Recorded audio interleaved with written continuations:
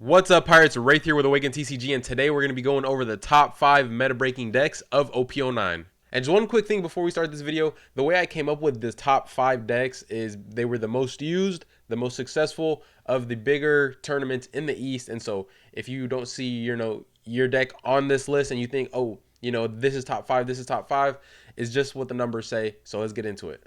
At number 5, we have Blackbeard. So this deck in particular is a brand new deck that's coming into the meta. Blackbeard regarded as a very, very strong deck. I'm going to put it at number 5 on my list. And so if you read the leader effect, it says your on-play abilities do not activate. So literally every character that has an on-play in this game does not work for this leader straight up, right? But Blackbeard does have another effect that makes it really, really good. And people say it's like, oh, it's another Nami, your opponent can't play the game.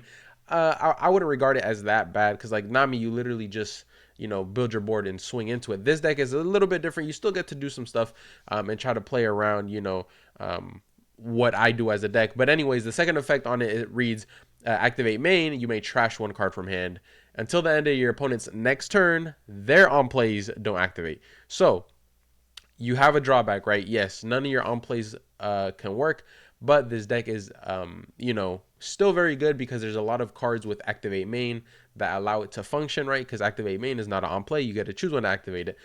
Essentially, you can never do on play effects, but on the other hand, your opponent, if you trash one card from hand every turn, your opponent's on plays won't work. So it definitely negates a lot of the effects that you would have to deal with normally, and it allows you to play a different game. So I think this deck is really, really strong.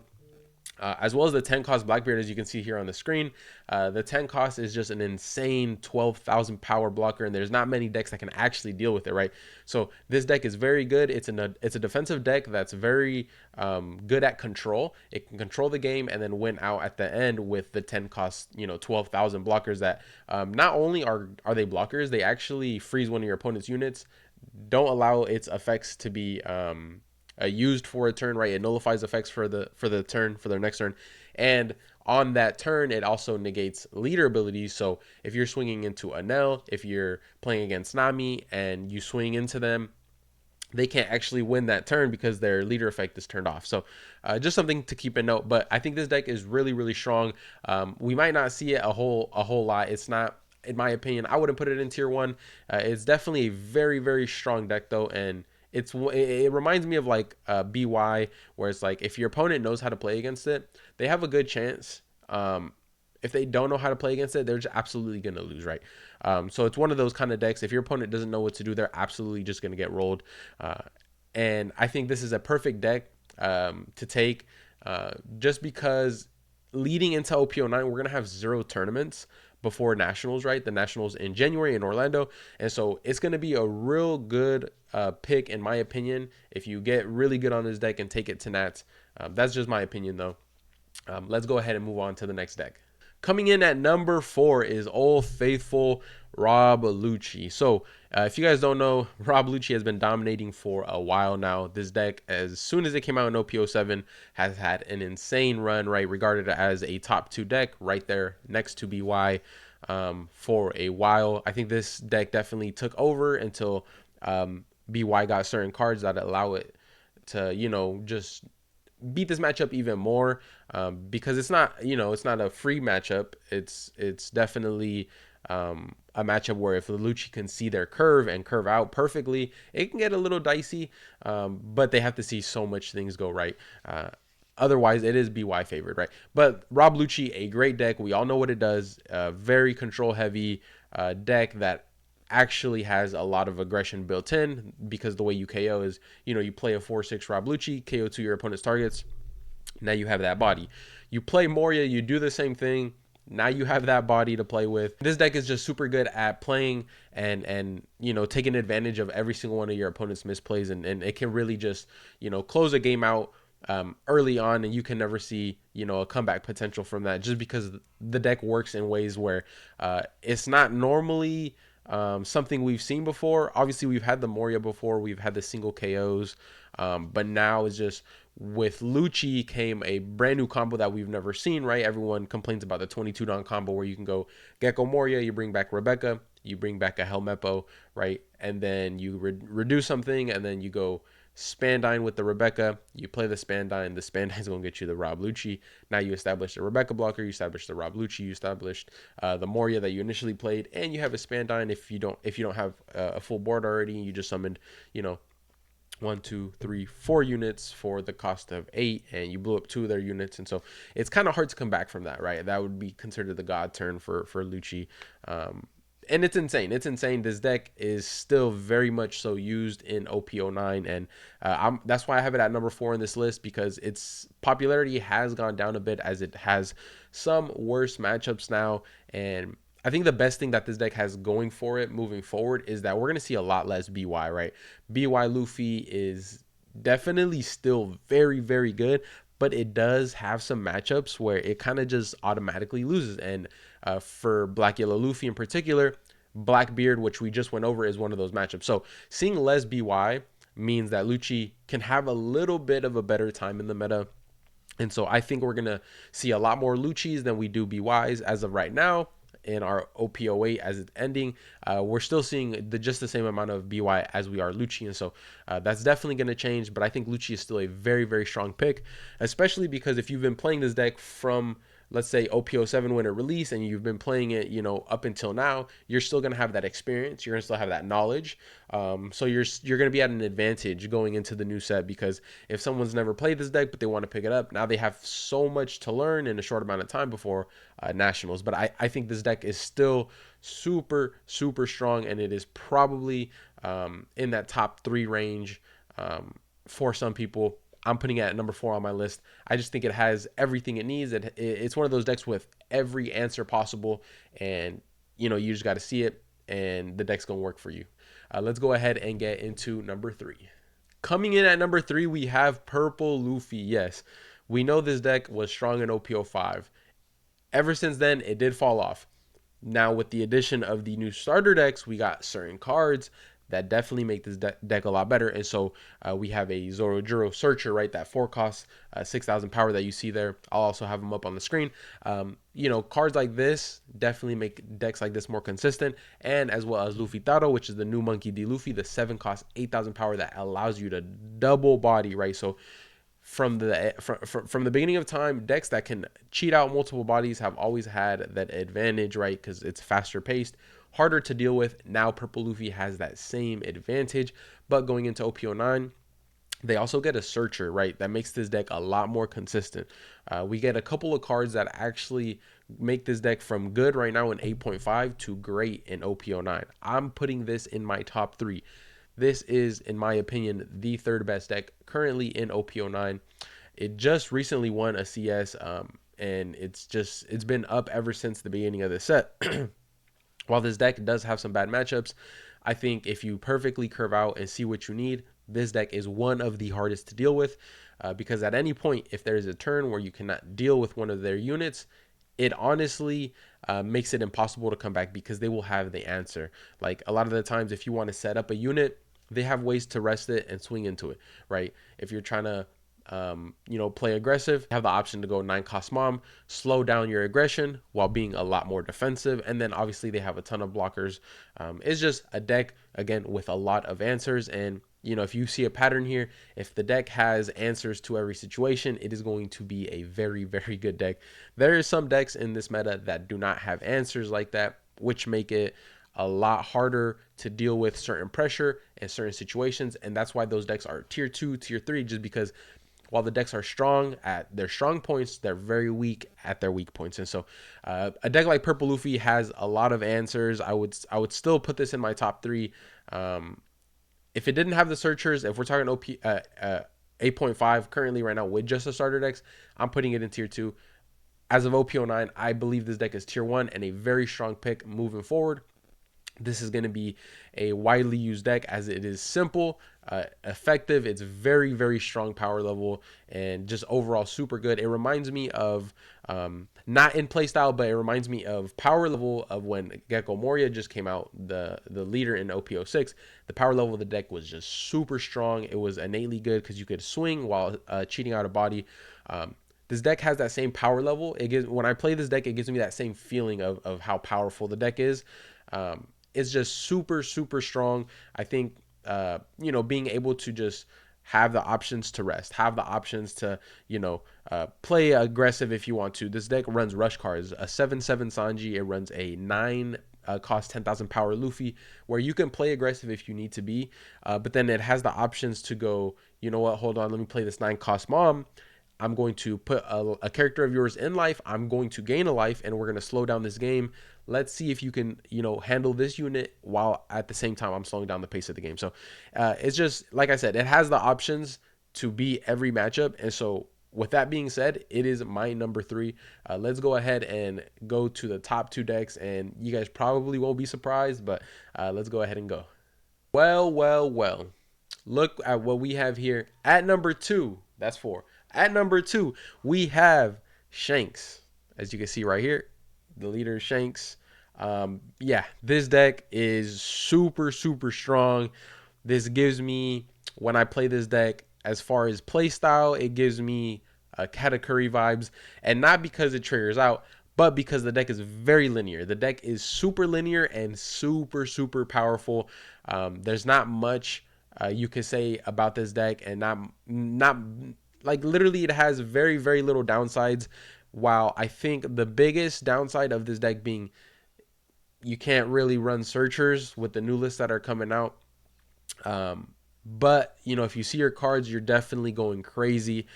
This deck, it does have a Uta searcher that can search out red hair pirate characters, but you don't run many in the newer list. So this list was still being curated. I think this is more of a fleshed out list, kind of what we will see here in the West.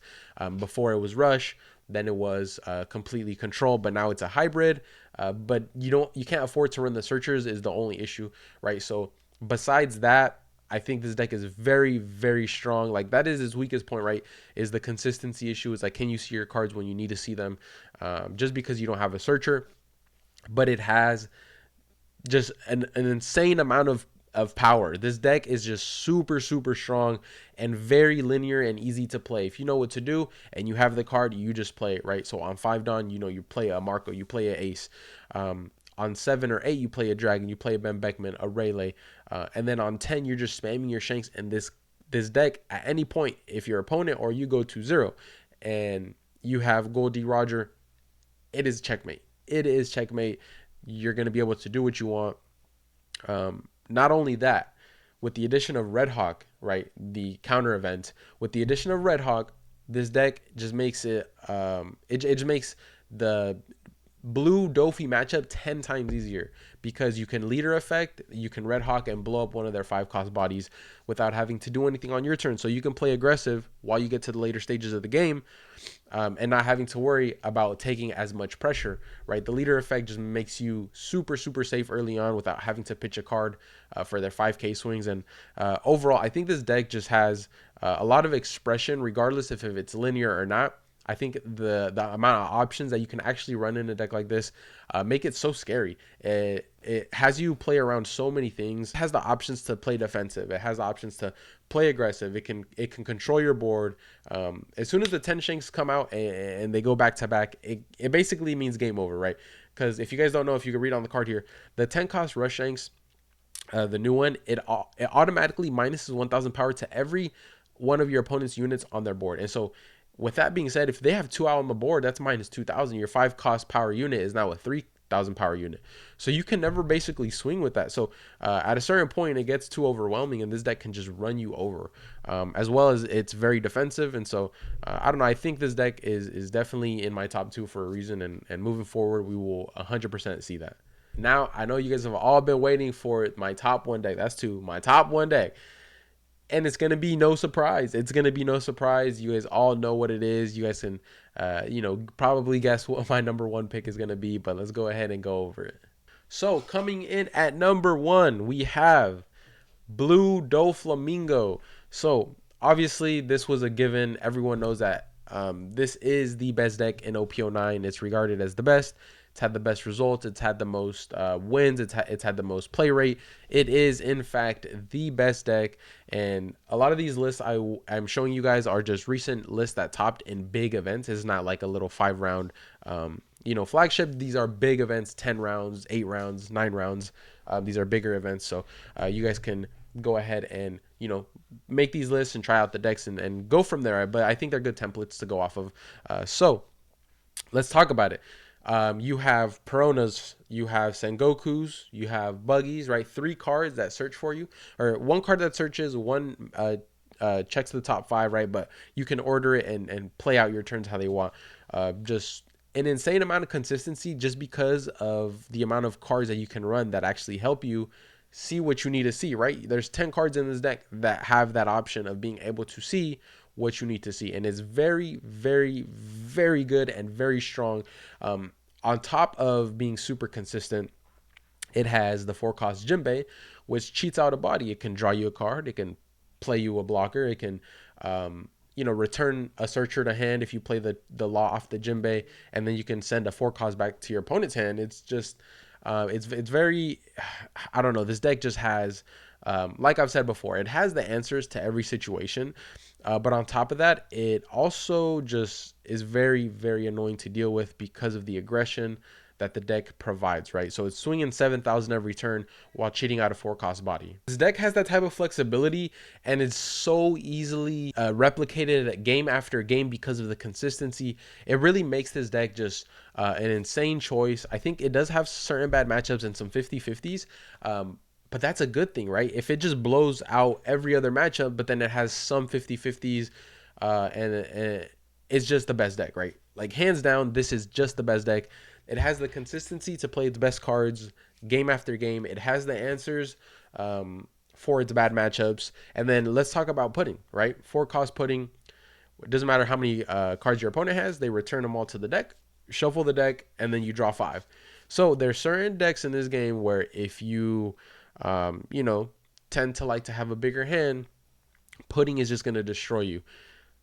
For example, the green Uta. The green Uta used to be used, you know, a couple sets ago. It was drawing 2 cards a turn, right? You'd swing with your leader, draw a card, and then you're drawing for turn, right? So it's 2 cards every turn. Your hand's building up. Putting is now in the game. That's why Uta is not as good, right?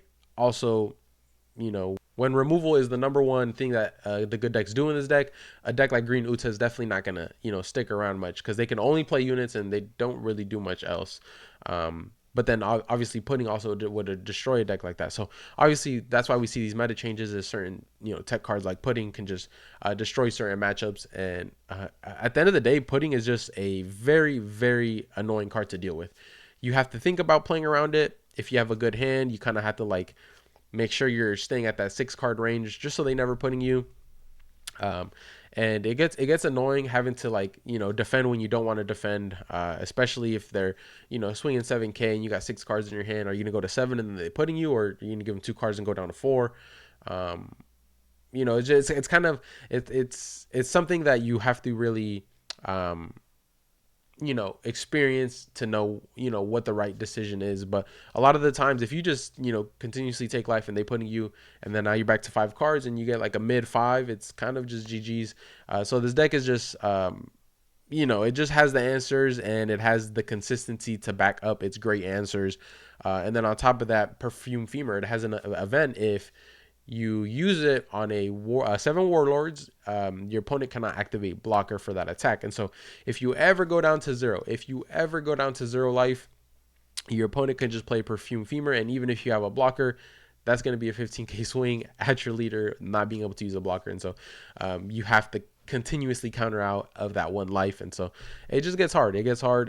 This deck is the best for a reason. It can continuously you know, bring out its units, continuously have cards in hand. It never runs out of steam, which was an issue before, right?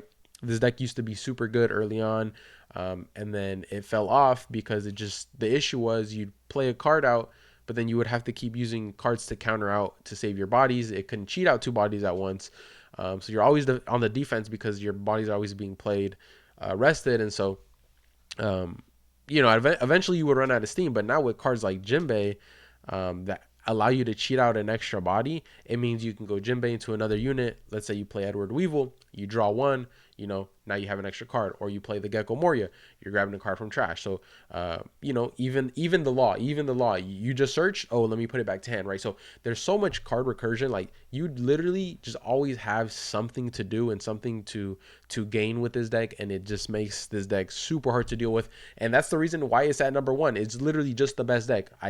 I mean, look, I think personally for me, I wouldn't play this deck just because I've had experience playing the mirror. I don't enjoy it. And that's a big enough fact for me not to want to play this deck. But if you like the mirror and, you know, you can see yourself doing well with this deck, by all means, this is probably the pick to play.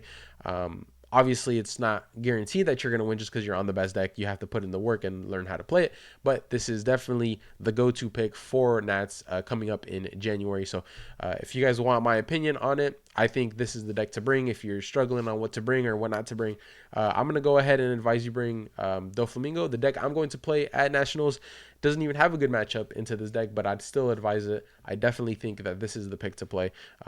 Moving forward, OP09 is going to be a super fun set. We've seen tournaments in the East have just a crazy amount of deck representation, right? The top 16s. I think there was recently a top 16 with like so many different, like 10, 11, or like, I forgot how many different decks. It might have been 16 different decks. I know there's been top 8s with like multiple different decks. There's so many different decks. Like, I'm giving you guys a top 5. All when I say top 5, I mean top 5. Like, all these 5 decks have had super good results. Blackbeard has one. Purple Luffy has one. Dofi has one.